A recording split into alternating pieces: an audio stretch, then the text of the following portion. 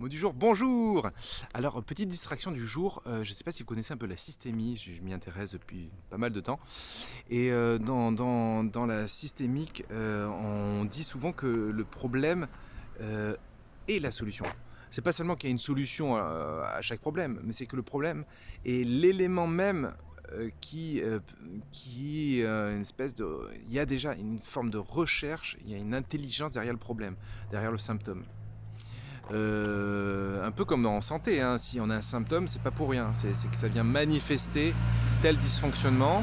Et ça, par exemple, la fièvre n'est pas un problème en soi, elle vient au contraire contribuer à se soigner, quoi, en quelque sorte. C'est pas forcément bon de supprimer automatiquement la fièvre. Et nous souvent, alors ça va être un mot un peu plus long qu'une minute, et nous souvent on se focalise sur le problème. Par exemple, une maman se plaint de ce que sa fille a des insomnies. Elle va voir un psychologue. Le psychologue qui est systématicien lui dit bah, venez avec votre fille et puis votre mari. Voilà. Il accueille cette famille, il appelle la fille de 6 ans à venir s'asseoir à côté de lui et lui dit alors jeune fille, explique-moi pourquoi tu amènes tes parents chez moi. Ce qui est assez cocasse parce qu'en réalité c'est la mère qui a fait la démarche de soins pour la fille. Mais ce psychologue systématicien justement il a cette intelligence de se dire mais en fait la fille manifeste par ce symptôme un dysfonctionnement familial.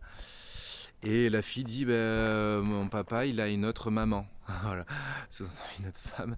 Et donc voilà, elle plante le décor et en fait ce symptôme-là de l'insomnie venait répondre certainement à un besoin qui est euh, de mettre en difficulté ses parents pour qu'ils puissent se réunir et se mettre d'accord sur les dysfonctionnements de leur couple.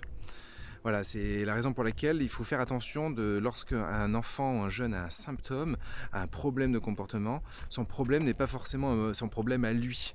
C'est davantage parfois la manifestation d'un problème au-dessus, quoi. D'un problème systémique, quoi. C'est-à-dire qui fait système, la famille est un système, et à travers tel dysfonctionnement, c'est une sorte d'inconscient qui lui fait espérer que va pouvoir se régler ce problème. En fait, il génère un problème qui va obliger tout ce petit monde à se poser les bonnes questions.